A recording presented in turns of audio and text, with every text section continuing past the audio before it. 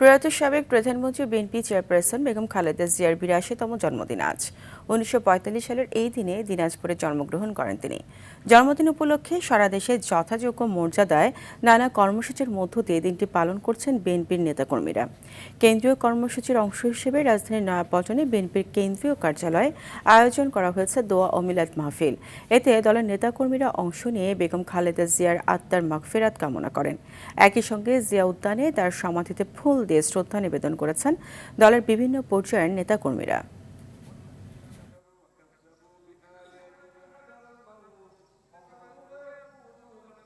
একটা যে গণতান্ত্রিক দেশ, গণতান্ত্রিক দল এবং যে দীর্ঘ সংগ্রাম লড়াই করে বিএনপি যে একটা সত্যিকারের একটা রাজনৈতিক দলে পরিণত হয়েছে, তার মূল কারিগর কিন্তু এই দেশনেত্রী বেগম খালেদা জিয়া।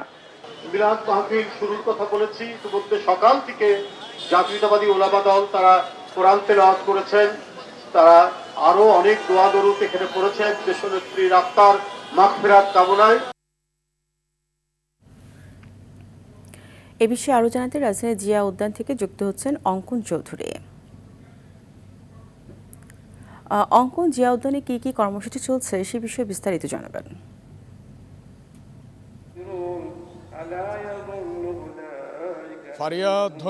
ফারিয়া, ধন্যবাদ আপনাকে। আপনি যেমনটি জানেন যে এক মহিষী নারী বাংলার এবং 3 বারের সাবেক সফল প্রধানমন্ত্রী প্রয়াত প্রধানমন্ত্রী বেগম খালেদা জিয়ার কিন্তু আজ ৮২তম জন্মবার্ষিকী, এবং একে ঘিরে কিন্তু রাজধানীর বিভিন্ন গুরুত্বপূর্ণ জায়গা সহ জিয়া উদ্যানে কিন্তু নানা কর্মসূচির আয়োজন আমরা লক্ষ্য করেছি। আমি এই মুহূর্তে আছি রাজধানীর জিয়া উদ্যানে। এখানে কিন্তু ঠিক সকাল থেকেই নেতাকর্মীদের যে ভিড় সেটি আমরা লক্ষ্য করেছি, এবং নেতাকর্মীদের যে স্বতঃস্ফূর্ত উপস্থিতি সেটা আমরা দেখেছি। এবং এখানে আসা নেতাকর্মীদের সঙ্গে আমরা কথা বলেছি, তারা বলছে যে বেগম জিয়ার জন্মদিন উপলক্ষে তার জন্য দোয়া এবং মোনাজাতে অংশ নিতে কিন্তু মূলত তারা এখানে এসেছে। একই সঙ্গে রাজনৈতিক জীবন এবং দেশের জন্য তার যে ভূমিকা এবং বিএনপির সঙ্গে তার যে দীর্ঘ পথ চলা, তাও কিন্তু গভীরভাবে মন থেকে তারা স্মরণ করছে।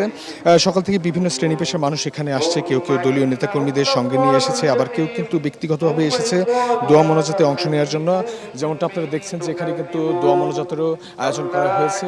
মূলত বাংলাদেশ জাতীয়তাবাদী ওলামা দল থেকেই কিন্তু এই মোনাজাতের অংশ আয়োজন করা হয়েছে। এবং জিয়া উদ্যানে আসা নেতাকর্মীদের সঙ্গে আমরা কথা বলে আরও জানতে পেরেছি যে তাদের অনেকেই দীর্ঘদিন ধরে বেগম খালেদা জিয়ার যে রাজনৈতিক কর্মকাণ্ডের সঙ্গে নিজেদের সম্পৃক্ত মনে করেন, আর তাই কিন্তু তার জন্মদিন তাদের কাছে একটি জন্মদিনের আনুষ্ঠানিকতা নয়, বরং তাদের রাজনৈতিক জীবনের সঙ্গে জড়িয়ে থাকা একটি গুরুত্বপূর্ণ দিন।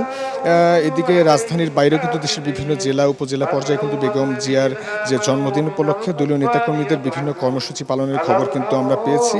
কোথাও কোথাও কিন্তু দোয়া মোনাজাত আলোচনা, আবার কোথাও কোথাও কিন্তু স্থানীয় পর্যায়ে নেতাকর্মীদের উপস্থিতি আমরা দেখেছি। রাজধানীর জিয়া উদ্যানে এখন নেতাকর্মীদের আসা যাওয়া অব্যাহত রয়েছে। এখন পর্যন্ত মানুষের সংখ্যা বা মানুষের উপস্থিতি কিছুটা কম থাকলেও আমরা যেটা দেখছি যে বেলা বাড়ার সঙ্গে সঙ্গে কিন্তু এখানকার যে নেতাকর্মীদের উপস্থিতি সেটি কিন্তু আস্তে আস্তে বাড়ছে। আমি এখানকার একজন দলীয় নেতার সাথে কথা বলবো, তিনি কেন এসেছেন, আপনি কেন এসেছেন আজকে? আজকে আমাদের দেশনেত্রী সাবেক 3 বারের সফল প্রধানমন্ত্রী মহিষী নারী বেগম খালেদা জিয়ার ৮২তম জন্মদিন, আমাদের হৃদয়ের অনুভূতির জায়গা, তাই আজকে আমরা এখানে এসেছি। ধন্যবাদ আপনাকে। যেমনটি আপনি দেখছিলেন যে তারা বলছে যে মূলত বেগম খালেদা জিয়া চলে যাওয়ার যে একটা কষ্ট সেটা কিন্তু তাদের মনে দাগ কেটে রয়েছে, এবং যা কখনোই পূরণ হবার নয়। তবে তাদের প্রত্যাশা বেগম খালেদা জিয়ার যে দেখানো পথ, সেই পথে এগিয়ে কিন্তু তারা বাংলাদেশকে একটি উন্নত রাষ্ট্রে পরিণত করতে চায় এবং বাংলাদেশকে এগিয়ে নিয়ে যেতে চায়। তো এই ছিল এখন পর্যন্ত জিয়া উদ্যান থেকে আমার কাছে সর্বশেষ তথ্য। আপনাকে ধন্যবাদ। এ বিষয়ে আরো জানাতে নয়াপল্টন থেকে যুক্ত হচ্ছেন মাহমুদ সায়েম। নয়াপল্টনে বেগম জিয়ার জন্মদিন উপলক্ষে কি কি আয়োজন করা হয়েছে জানাবেন।